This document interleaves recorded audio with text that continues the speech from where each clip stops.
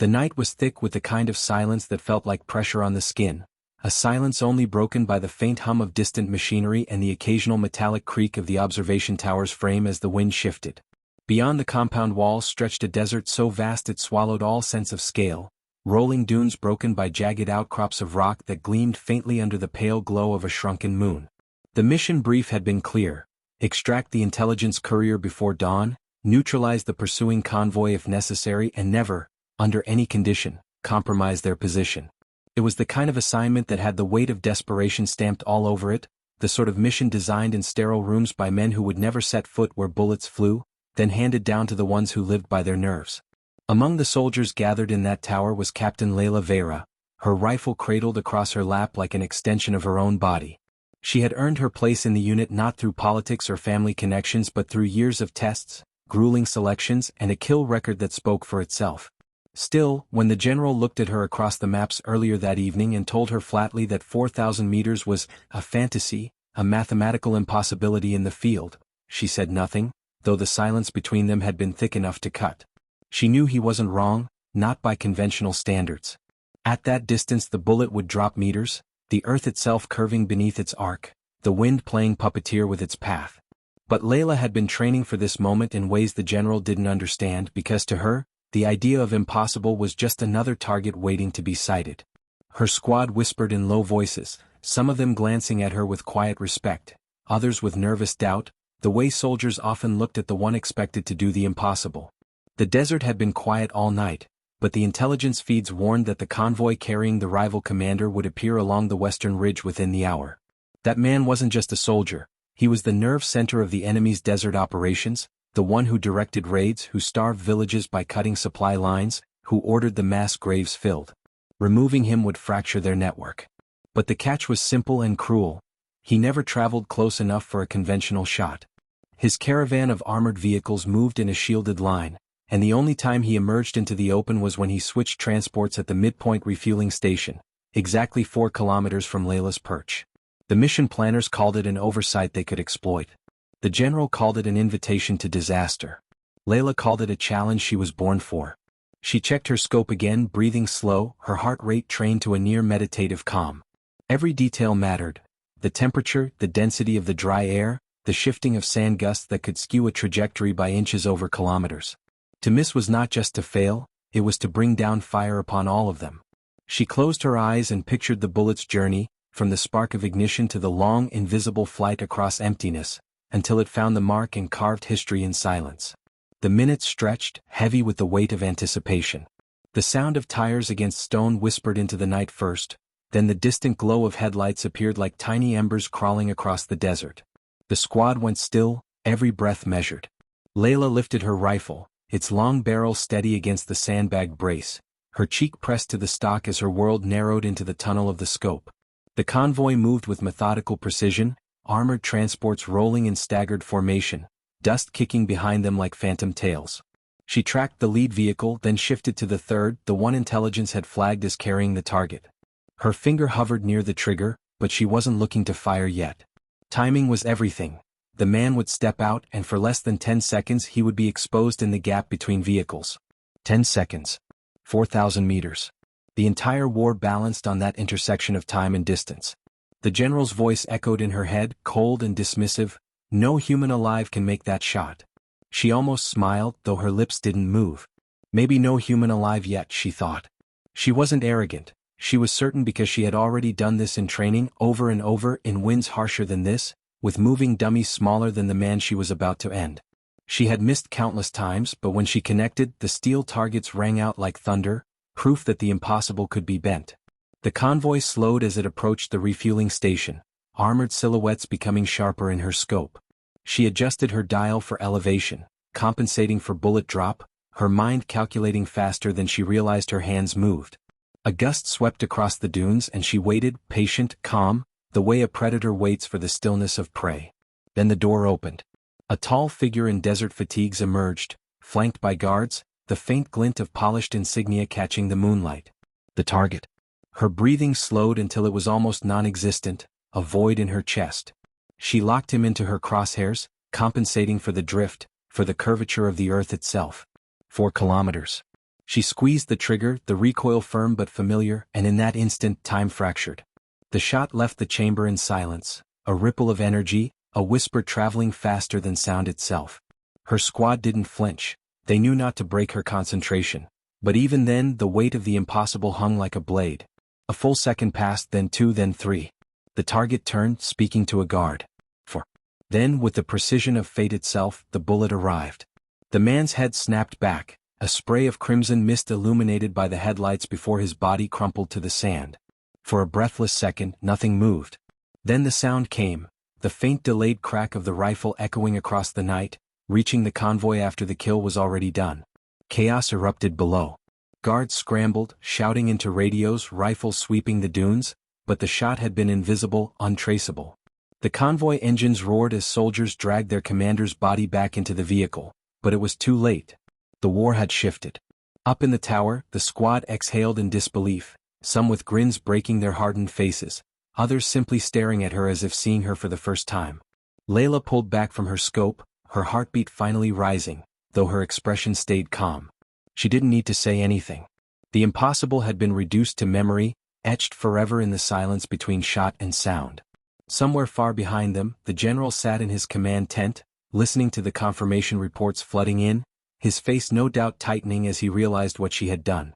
She hadn't just proved him wrong, she had redefined the battlefield. And though no one said it aloud, every soldier present knew that from this night forward, legends would whisper of the shot that landed before the sound. The silence after the kill didn't last long. Down below, chaos spread through the convoy like wildfire, headlights whipping across the desert as vehicles repositioned, soldiers fanning out, weapons raised against shadows. They couldn't see. The radios crackled with overlapping orders, each voice more panicked than the last. None of them understood yet how far away death had come for their commander. From Layla's vantage point, 4 kilometers away, it felt almost unreal, watching men scatter like ants disturbed from a nest, searching for a predator that had already vanished into the night. But her calm was not shared by her squad.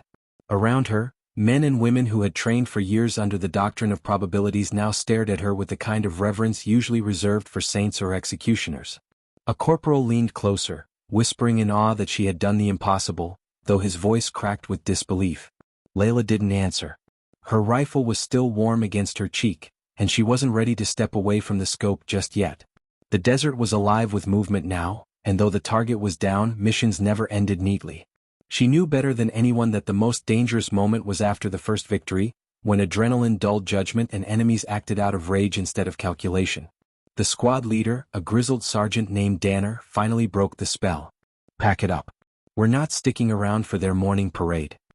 His tone was clipped, businesslike, but even he kept cutting glances at her as if recalibrating everything he thought he knew about the limits of a rifle. They moved quickly, stripping the perch of all signs of occupation, stowing their equipment into weather-worn cases, wrapping wires, folding tripods. Layla slung her weapon across her back with practiced care, her hands steady even as the comms began to chatter with coded confirmations. Command was ecstatic. They had just decapitated the head of a beast that had terrorized 3 provinces. Villages would sleep easier tonight. Supply lines could reopen. But none of that mattered yet.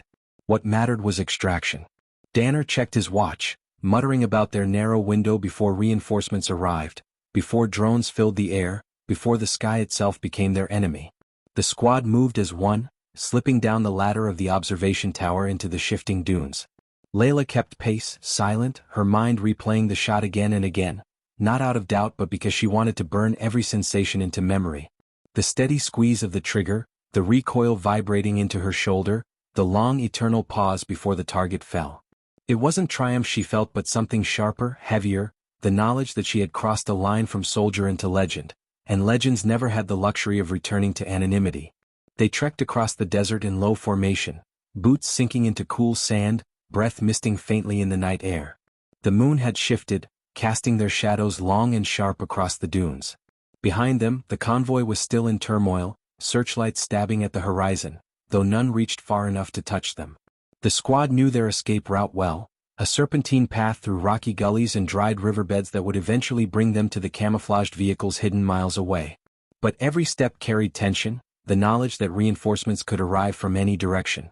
Layla stayed near the middle of the formation, her rifle ready, though she doubted she would need to fire again tonight. The shot had been the mission. Everything else was survival. As they moved, Danner fell back alongside her, his voice low but firm.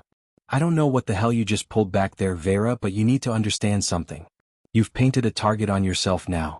Men like that don't die without creating ghosts. They'll be coming for you harder than for the rest of us.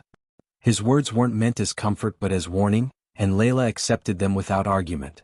She already knew. Every sniper who achieved the impossible became a myth, and myths were hunted not just by enemies but by their own commanders who saw tools instead of people. By the time the first streaks of dawn touched the horizon, they reached the hidden vehicles, two battered desert transports covered in netting and sand to blend with the terrain.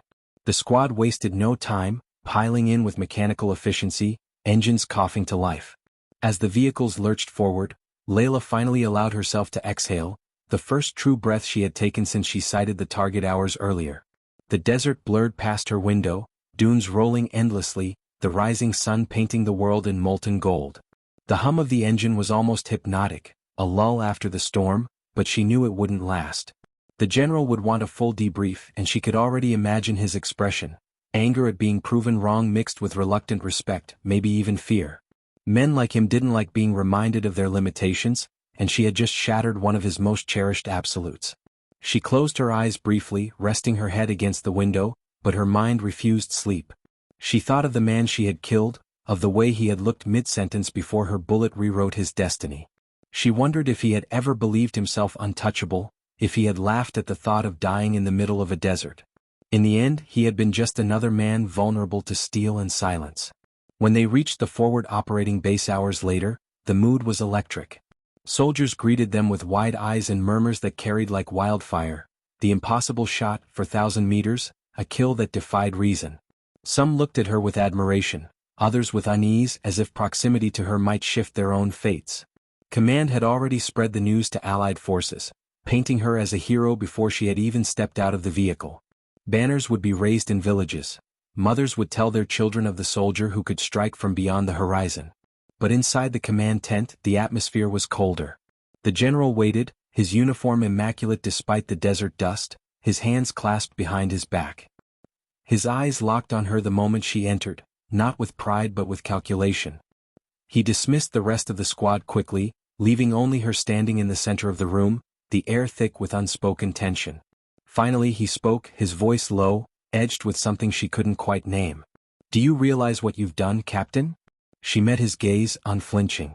"I completed the mission." His lips tightened. "No. You've changed the war. You've set a precedent no one else can meet. And that makes you both our greatest asset and our greatest liability." The debrief lasted hours. Every detail of her shot was dissected. Wind speed, elevation adjustments, ammunition type, even her breathing cycles. Analysts scribbled furiously, engineers debated the physics, and commanders argued over whether it could be replicated or if it was a fluke born of chance. Layla answered their questions with calm precision, though she knew most of them weren't truly listening. They weren't interested in her process. They were interested in the myth, in packaging the impossible into something they could weaponize. The general watched silently for most of it, his expression unreadable. When it was finally over, he dismissed the others and addressed her directly once more.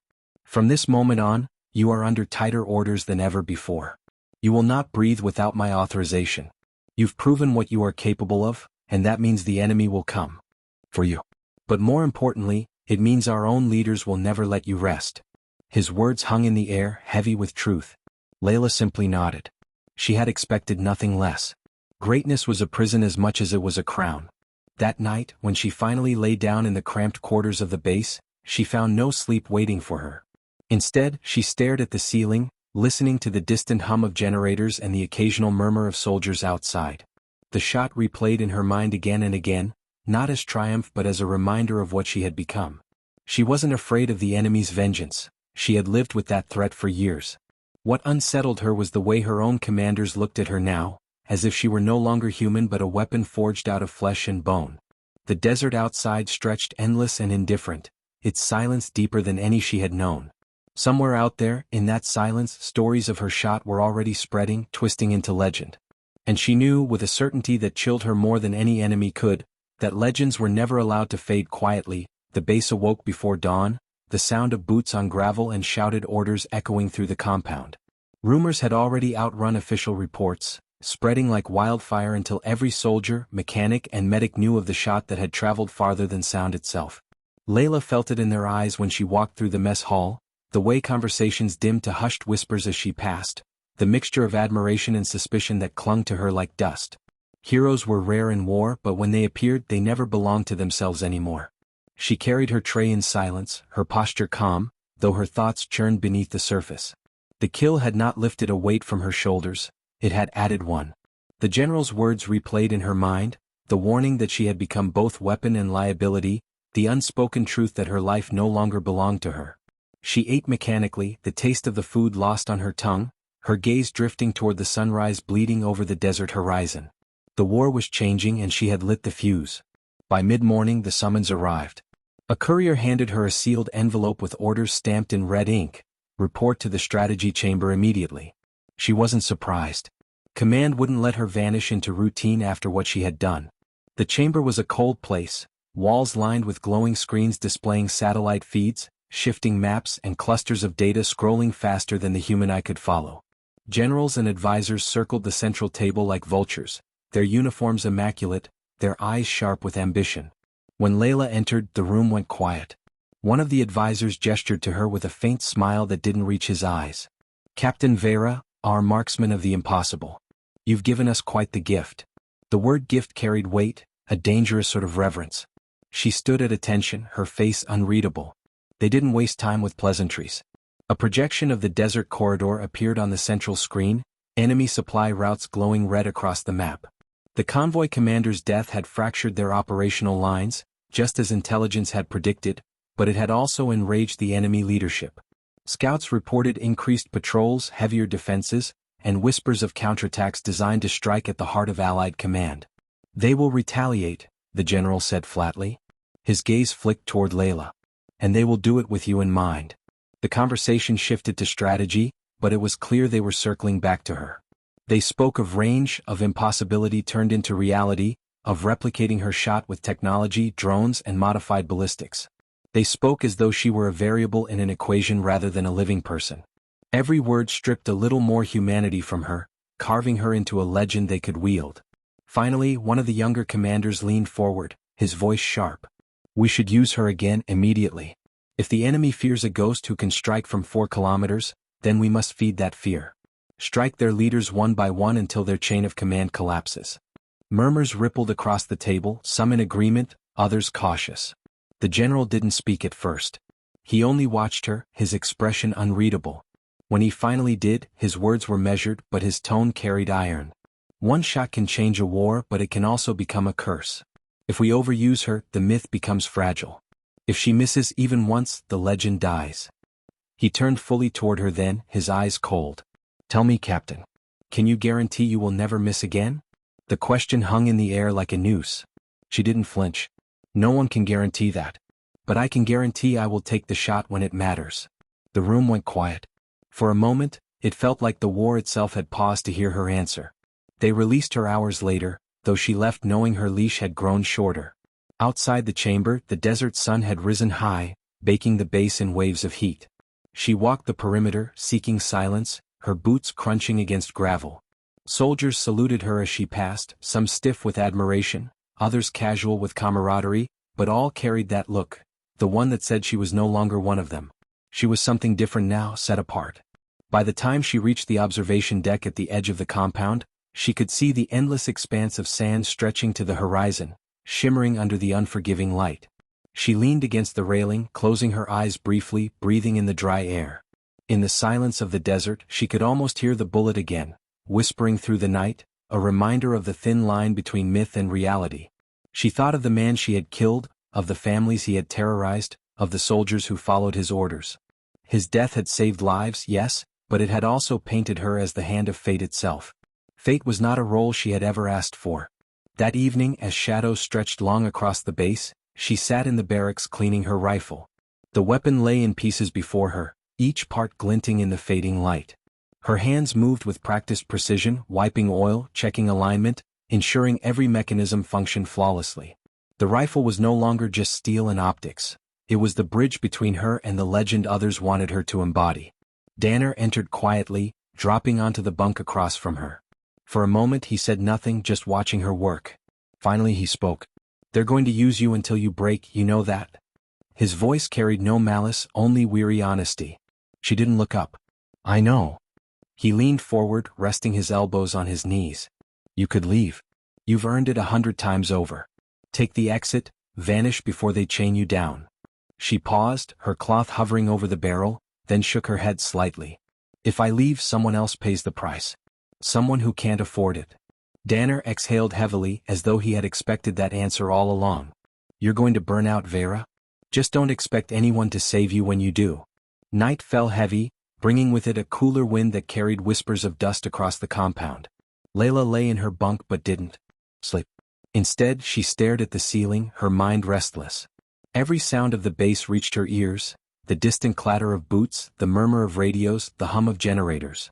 She thought of the general's question, the demand for perfection, the expectation that she would become something more than human. She thought of Danner's warning, of the inevitability of burnout, of the loneliness of being turned into a weapon. And beneath it all, she thought of the bullet, the silence, the impossible made real.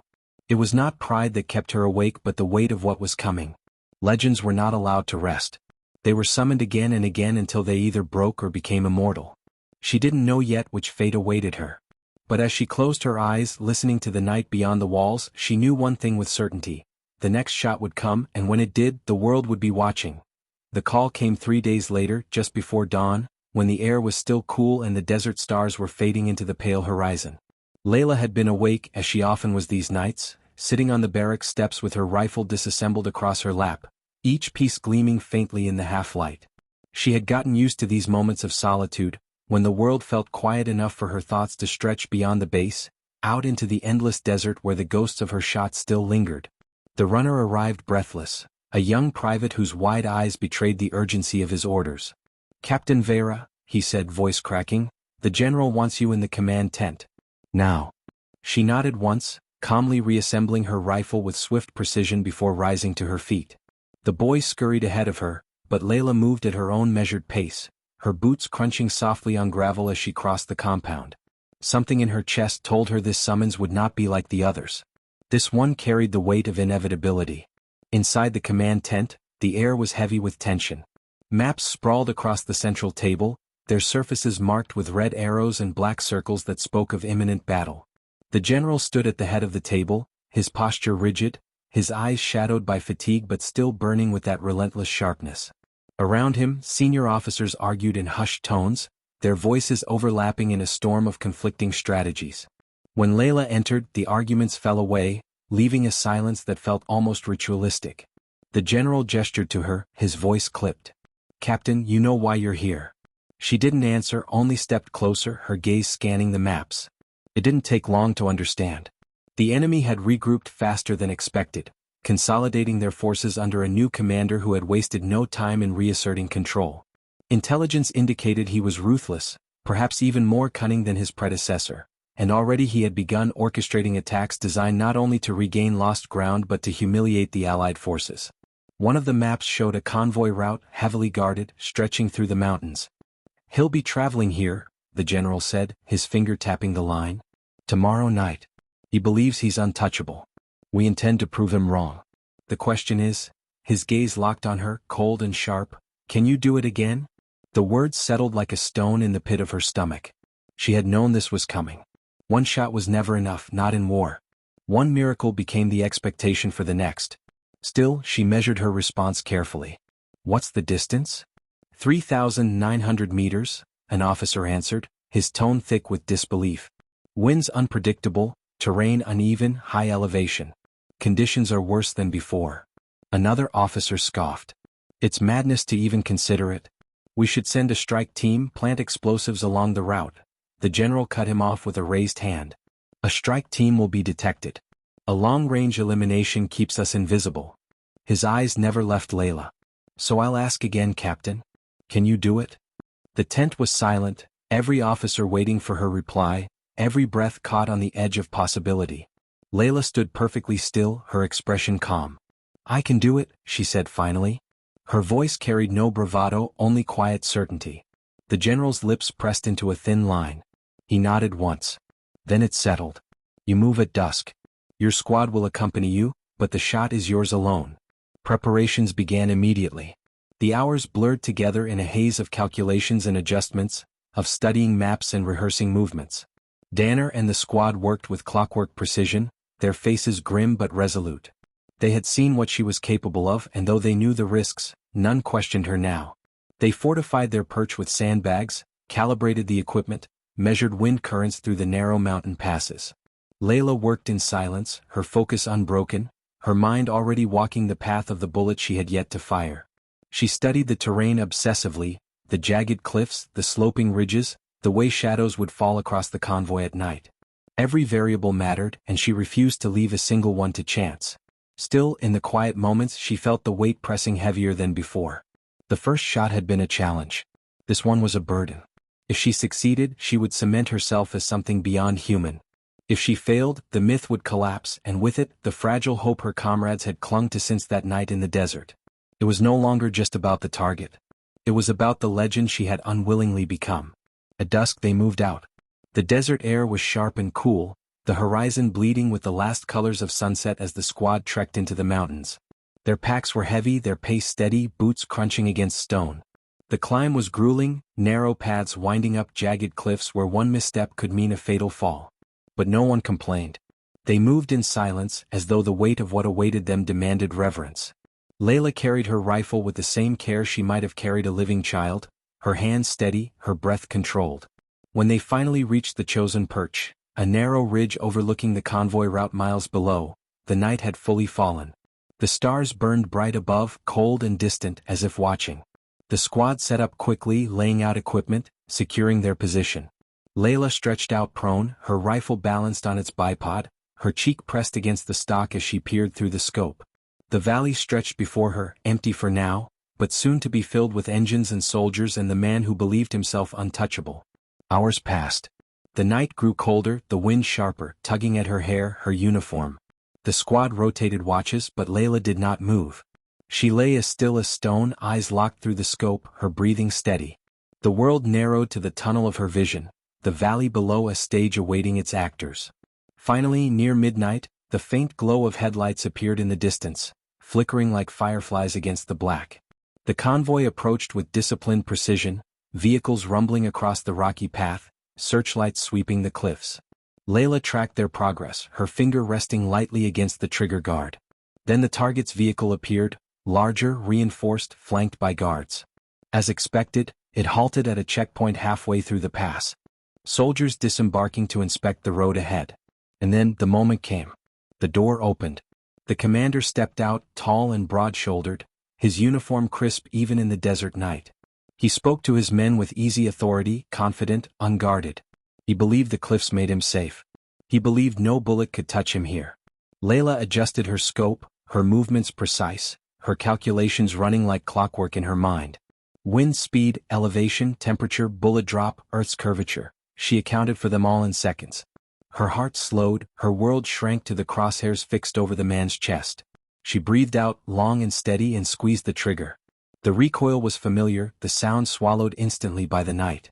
The bullet flew unseen, carving its path through the darkness. Seconds stretched into eternities. Down below, the commander laughed at something one of his men said, his head tilting back slightly. And then he fell. The bullet struck clean, precise, driving him to the ground before his guards even realized what had happened. For a moment, the valley froze in stunned silence. Then chaos erupted.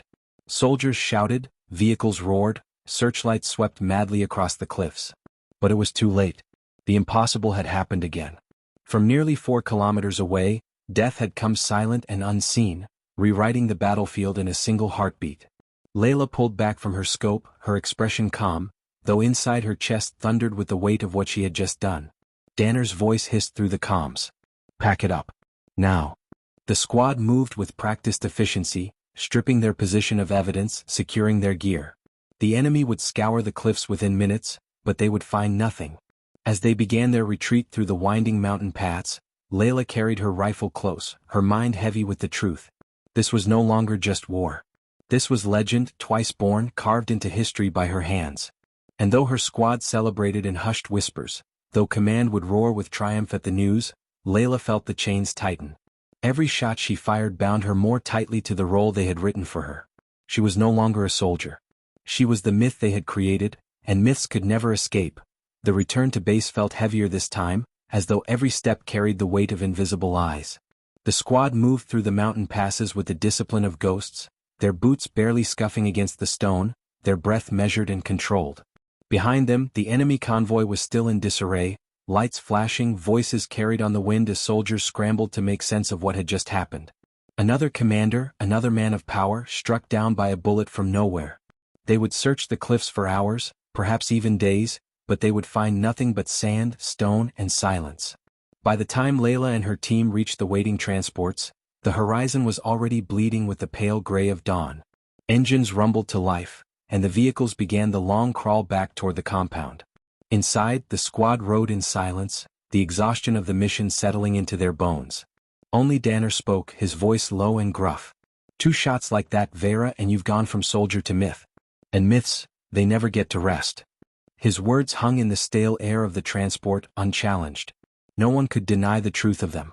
Layla sat with her rifle across her knees, her eyes fixed on the shifting dunes outside the window, her mind far from the confines of the vehicle.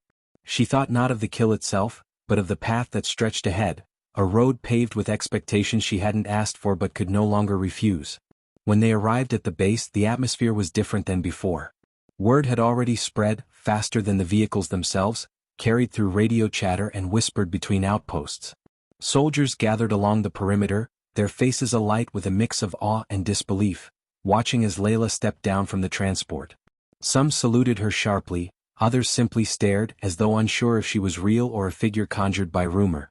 The air buzzed with the weight of it, the knowledge that once again she had done what no one else could. Inside the compound, the celebration was muted but undeniable. Officers exchanged knowing glances, analysts murmured about recalibrating their understanding of long-range ballistics, and ordinary soldiers whispered her name like a charm against the fear of death. But within the command tent, the atmosphere was colder, sharper, edged with ambition. The general stood waiting, his hands clasped behind his back, his eyes narrowing as she entered. The officers around him straightened, conversations cutting off. "You've done it again," he said, his tone devoid of warmth. "You've given us a weapon no enemy can counter." Layla stood at attention, silent. The general paced slowly, his voice carrying across the room. "The enemy will be in chaos. Their chain of command fractured, their morale broken. But chaos breeds desperation. They will strike harder now, and when they do, we will point them to the desert and remind them that distance offers no safety. You, Captain Vera, are no longer just a sniper. You are the hand of inevitability." The debrief was long, filled with numbers and projections, but beneath the calculations was something far more dangerous: ambition. Command wanted to shape her into a weapon of propaganda as much as of war. They spoke of broadcasting her feats, of letting the enemy know that no leader was beyond her reach, of turning her into a phantom that haunted their every step.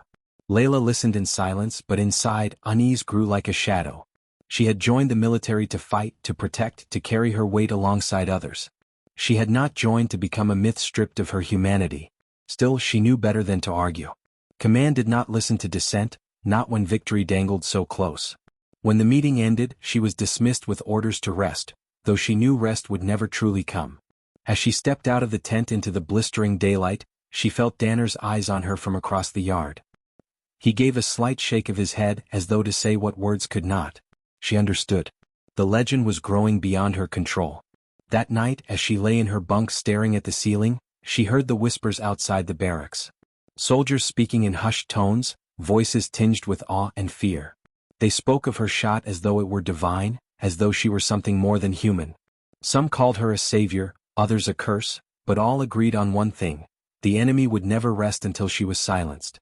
The thought didn't frighten her, it was a reality she had lived with since the first day she picked up a rifle. What unsettled her was the way her own comrades looked at her now, as if she were already half gone, already belonging more to the myth than to the flesh and blood soldier who walked among them. She turned onto her side, closing her eyes, but sleep remained distant, elusive. Instead, she thought of the bullet's path, of the silence that followed, of the way the world had shifted with each impossible shot. And she wondered for the first time, how many more of those paths she could walk before one finally broke her. The following days blurred into one another. Training continued, drills repeated, equipment checked and rechecked. But everywhere she went, the whispers followed. Soldiers stopped mid-conversation when she entered a room, their eyes lingering on her with a mix of reverence and unease. Young recruits asked questions in stammering voices, desperate to know how she had done it, as if she could explain in words what had taken years of instinct and discipline to achieve. She offered them only patience, correcting their stances, adjusting their grips, teaching them the fundamentals. But she never spoke of the shot itself. That was something no manual could capture, no lecture could convey. It was something lived, not taught. And yet, she knew that to them she was no longer a teacher. She was a living legend, and legends did not share their secrets. Legends simply existed, untouchable, distant, forever beyond reach. One evening, Danner found her on the perimeter wall, watching the sun dip below the dunes. He lit a cigarette, the ember glowing in the growing dark, and leaned against the wall beside her. For a while they stood in silence, the desert stretching out before them in endless waves of sand. Finally he spoke. "They'll keep sending you out there until you don't come back." His tone was matter-of-fact, not cruel, just honest. She didn't look at him. "I know." He took a drag, exhaled smoke into the fading light. "So why do you keep doing it?" She thought for a long moment before answering. "Because if I stop, someone else pays the price. Someone without the training, without the chance." He studied her profile, the set of her jaw, the steady calm in her voice. Then he shook his head slowly. "That's not duty anymore, Layla. That's sacrifice." She didn't answer. There was nothing left to say. The desert wind carried the silence between them, heavy with truths neither wanted to face. In the weeks that followed, the war shifted again. The enemy moved cautiously now, their leaders paranoid, their convoys guarded like fortresses. But still they moved because war did not wait and supplies had to flow. Each time intelligence intercepted their plans, command looked to Layla, their eyes filled with expectation. Each time she prepared, she calculated, she fired. And each time the impossible became reality.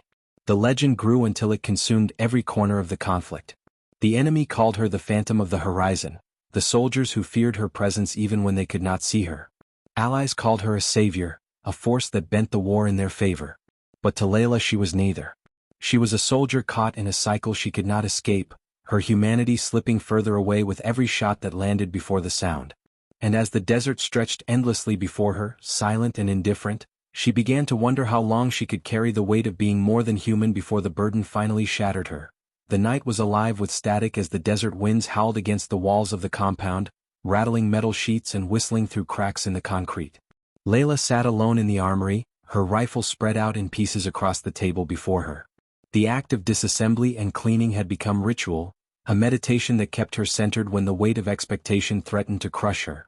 Every spring, every pin, every groove of the barrel felt familiar beneath her hands, the motions performed with a precision that bordered on instinct. Outside, she could hear laughter from the barracks, the kind of strained amusement soldiers forced upon themselves when they had survived another day. But inside her chest, there was no laughter, only a deep, steady thrum of something she could not name. The rifle, polished and reassembled, gleamed under the dim light, its surface catching the faint flicker of the lantern. She slid the bolt back with a satisfying click, then rested her hands on the cool steel, as if the weapon itself might anchor her to the present moment. But even here, in the quiet of solitude, the voices followed her. The general's words, Danner's warning, the whispers of soldiers who both revered and feared her, all converged into one truth she could no longer ignore. She had become something less than a person and more than a weapon, and weapons were only valued as long as they were useful. The mission orders came before dawn, carried by a courier whose face betrayed none of the gravity of what he delivered. Layla unfolded the paper with steady hands, scanning the details under the pale glow of a lamp. The target was different this time, not a convoy, not a general, but a gathering. High-ranking enemy leaders, meeting deep within the mountains to coordinate a counteroffensive that could turn the tide of war. The coordinates placed them in a fortress of stone, surrounded by jagged cliffs and watchtowers bristling with guards. It was not the kind of mission one sniper could achieve. Yet the order was clear, she would take the shot. 4,000 meters had already been achieved, 5,000 whispered as possible, but this distance stretched the imagination. Nearly 6 kilometers of shifting wind, curving earth, and the kind of calculation that no rangefinder could fully solve. As she read the words again, her heart did not quicken, nor did fear grip her. Instead, she felt an emptiness, a hollow understanding that command was no longer testing the limits of her skill, they were testing the limits of her humanity. She folded the orders carefully, slipping them into her vest.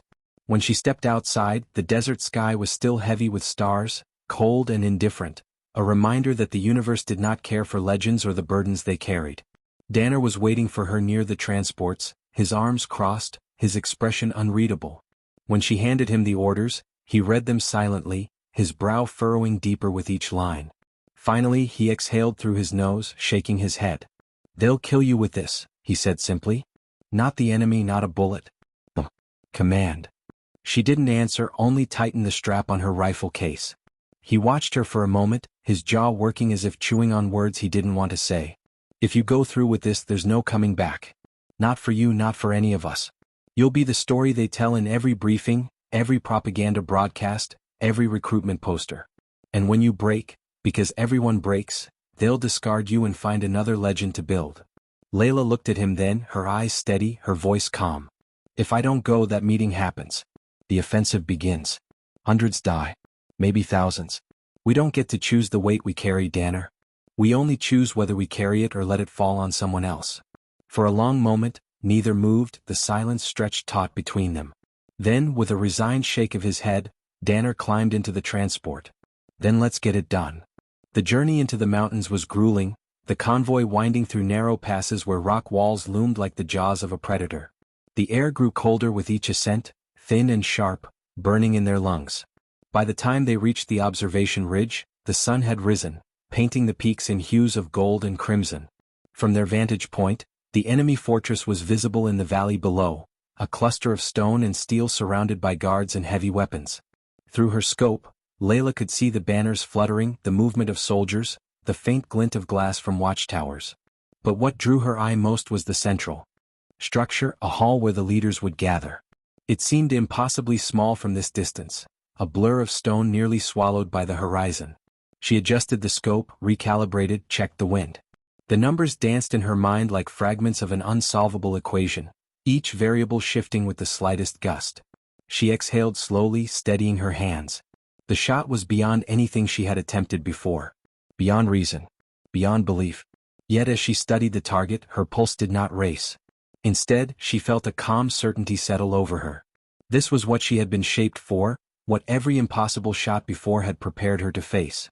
And she knew, with a clarity that cut through all doubt, that she would not miss. Hours passed as the team settled into position, camouflaging themselves against the rock, checking equipment, running silent communications. The sun climbed higher, shadows shrinking, heat radiating from the stone like a furnace. Layla lay prone, her body molded to the earth, her rifle aligned with the valley below. Through her earpiece, fragments of chatter came and went, the movement of patrols, the shifting of guards, the distant hum of aircraft. Then, at last, the moment came. Vehicles rolled into the fortress, dust trailing behind them, soldiers snapping to attention as a line of high-ranking officers emerged. Layla's scope tracked them, one by one, noting faces, insignias, gestures of command. Then the doors to the central hall opened, and the leaders filed inside. She adjusted her angle, following them through narrow windows, waiting, breathing, patient as stone. In the back of her mind, the general's voice echoed, "You are the hand of inevitability." And in that instant she understood what he meant. Because as she watched the figures gather, settling around a table thousands of meters away, there was no doubt, no hesitation. There was only the certainty of what must come next. Her finger rested lightly on the trigger, her breathing slow and measured. The world around her seemed to fade, the wind, the sun, even the murmur of her comrades in her earpiece. There was only the target, impossibly distant yet impossibly clear. She calculated the arc, the drop, the invisible hand of the wind tugging at the bullet's path. Her mind moved faster than thought, faster than fear, aligning variables no machine could process. Then she exhaled, a long, steady breath, and squeezed. The recoil jolted her shoulder, the sound cracking against the cliffs. For a heartbeat, there was nothing but silence. Then the window shattered in the hall below, glass spraying outward as the bullet found its mark. Through her scope, she saw the figure at the table collapse, chaos erupting around him, soldiers scrambling, shouting, diving for cover. But the sound of their panic reached her only after the moment had passed, delayed by distance, a faint echo that confirmed what her eyes had already seen. She had done it. 6 kilometers. The impossible shot. The valley erupted into chaos, alarms blaring, guards pouring from every entrance, but none of it mattered.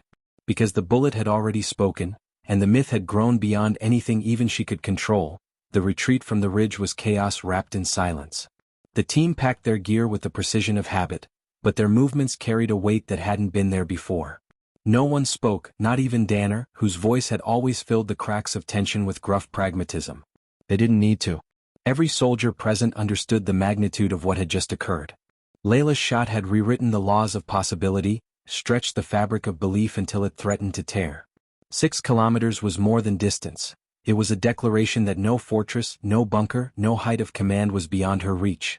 As they melted into the mountain paths, the enemy's response came late but furious. Searchlights swept the ridges, patrols spilled into the canyons, aircraft rumbled overhead like thunder. But the team moved with the rhythm of experience, vanishing into rock and shadow, their footprints already fading beneath shifting sand. Layla walked at the rear, rifle case heavy across her shoulders, her mind oddly quiet. She had expected exhilaration, maybe even dread, but what filled her instead was a hollow calm. The shot had landed, the impossible achieved, but instead of triumph she felt only the cold certainty of inevitability. She had crossed a line that could never be uncrossed. The myth was no longer a whisper. It was a roar.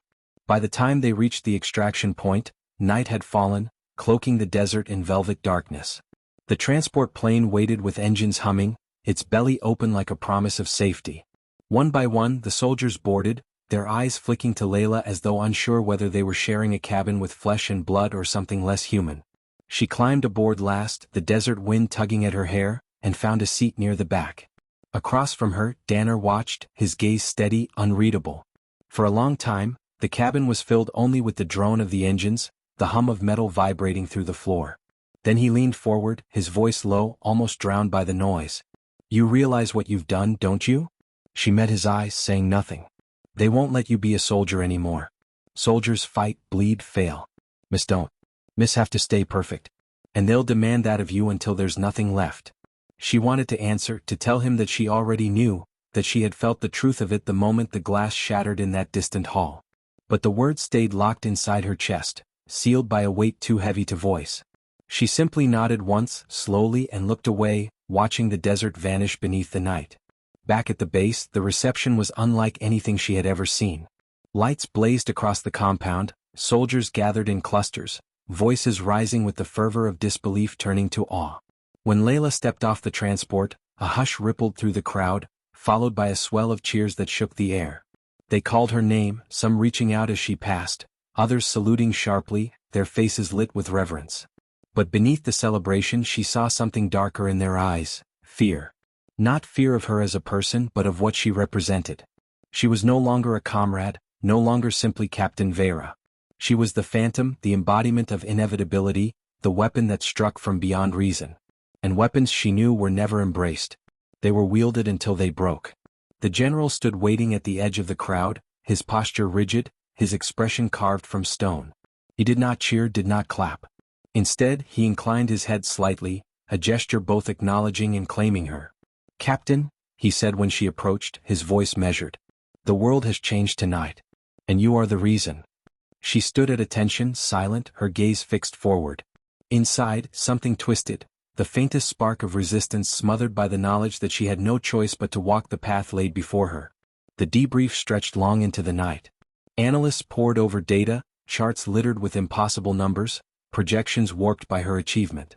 Officers debated strategy, their voices sharp, urgent, alive with ambition.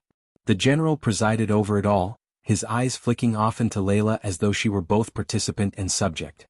When at last the meeting adjourned, he called her aside, his voice low but charged with meaning.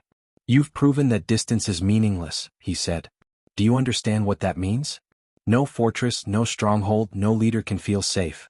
Fear will travel faster than bullets. It will hollow our enemies before a single shot is fired. You are not just fighting this war, Captain. You are redefining it."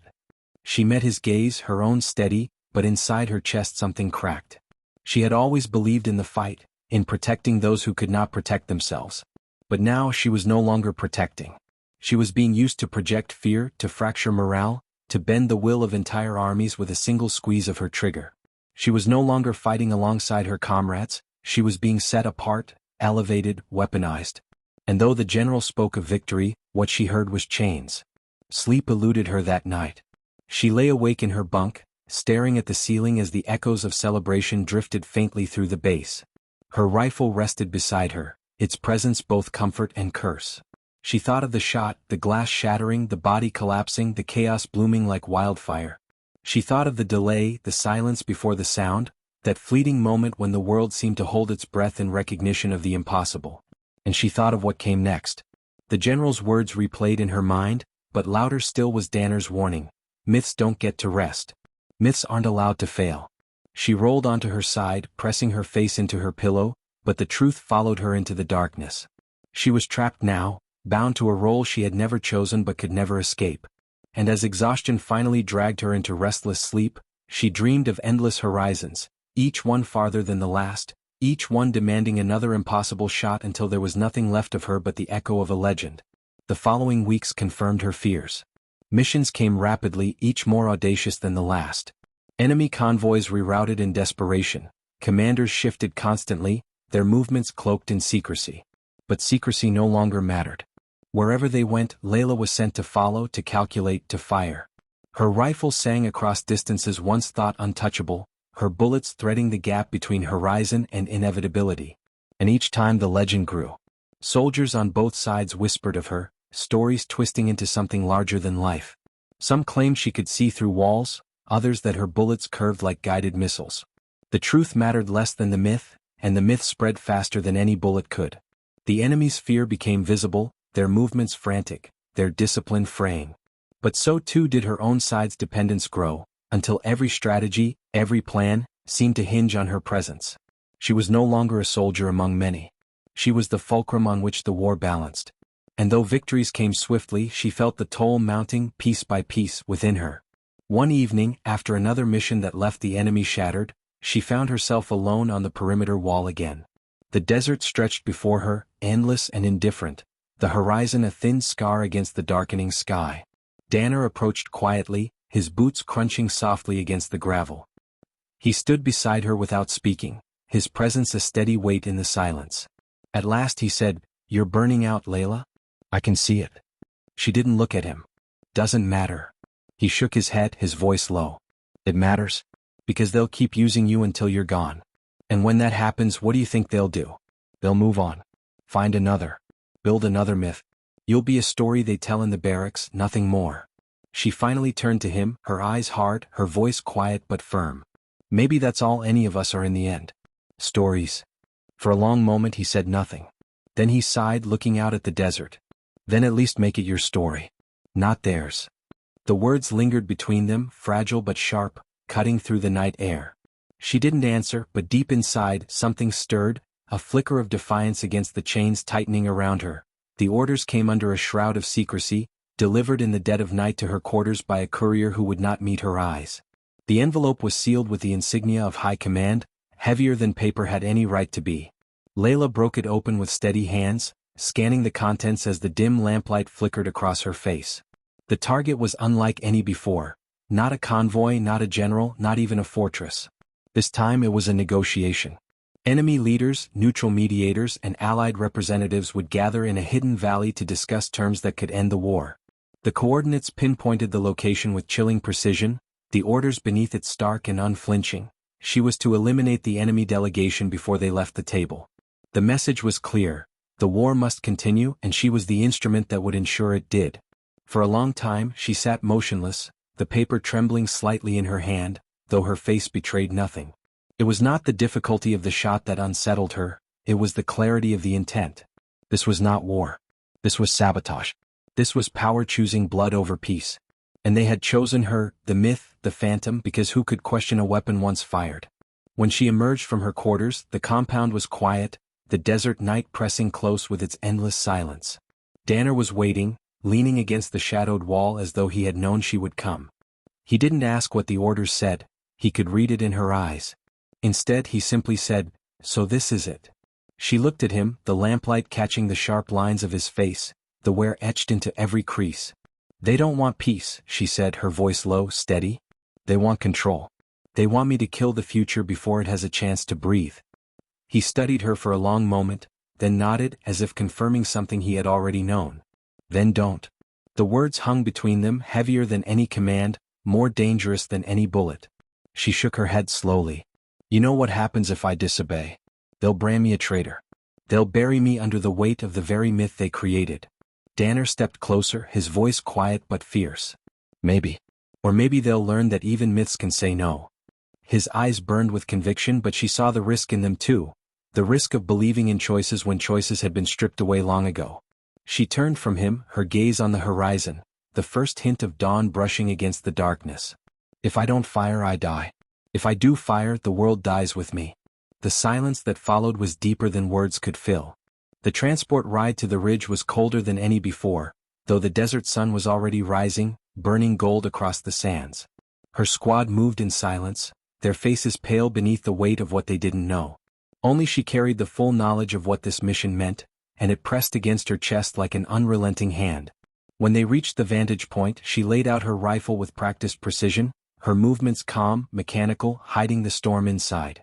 Through her scope, the valley below came into focus. A cluster of tents surrounded by guards, banners of both sides fluttering uneasily in the morning breeze. Figures moved about, soldiers and aides. But in the central tent the long table was being prepared, chairs set for men and women who could change the course of history with words instead of bullets. She adjusted the scope, aligning it with the center of the table. It was almost absurd how easy it would be. One shot and the talks would collapse in chaos. One shot and the war would stretch on for years, fed by the lie of inevitability.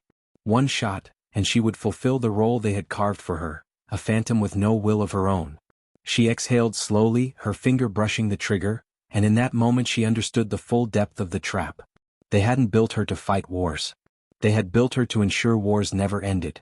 Time slowed as the delegates began to arrive, guarded, cautious, but alive with a fragile hope that shimmered even through the lens of her scope. She could see it in their faces, in the way they spoke to one another, in the careful gestures of respect exchanged across lines of hatred. She thought of every soldier who had fallen, every civilian caught in the crossfire, every scream swallowed by the desert wind. She thought of the myths they would tell if she fired now, how the phantom had struck again, how inevitability had crushed peace before it could take root. And she thought of Danner's words, "Then don't." For the first time since she had picked up her rifle, her hands trembled. Not with fear but with the weight of choice. She lowered her head, closing her eyes, the desert wind whispering across her skin. Then she lifted the rifle again, but not toward the valley. She turned it, slowly, deliberately, toward the mountain ridge opposite her own, where the faint glint of glass betrayed the eyes of observers, her own side watching to ensure obedience. She steadied her breath, aligned her sights and squeezed. The shot cracked across the mountains, the echo rolling like thunder. Through her scope she saw the figure collapse, the glass shattering, the watchers scattering in panic. And in that instant she knew she had broken free. The valley below erupted in confusion, guards scrambling, shouts rising, but the delegates remained unharmed. For a heartbeat, no one understood what had happened. Then the realization spread, uneven, uncertain, but undeniable. The phantom had not struck them. She had struck her own. The myth wavered, fractured, reshaped in real time before their eyes. Layla pulled back from the scope, her breath ragged, her heart pounding not with fear but with something sharper, defiance. Danner's hand gripped her shoulder, steadying her. His eyes searched hers, and for the first time in years she let him see the truth. "It's done," she said simply. He nodded once, his jaw tight. "Then we'd better move." The squad was already stirring, some stunned into silence, others frantic, but all of them aware that they had crossed a line that could never be uncrossed. They packed their gear quickly, retreating into the mountains as alarms wailed in the distance. The desert swallowed them, vast and indifferent, but this time the silence was different. This time, it was not the silence of inevitability. It was the silence of possibility. They never returned to the base. By the time the sun set, reports were already spreading through every channel. The phantom had fired, but not at the enemy.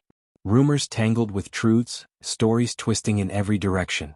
Some claimed she had gone rogue, others whispered she had uncovered betrayal, still others painted her as a savior who had chosen peace over war. The general's fury echoed through the ranks, his voice carried in messages laced with threats, but even his control could not cage the myth any longer. Because myths did not belong to those who created them. They belonged to those who believed in them. And now belief had shifted. Layla's name was no longer a weapon of fear. It was a question, a challenge, a spark. Could one soldier defy inevitability? Could one bullet aimed at the chains instead of the enemy break the cycle?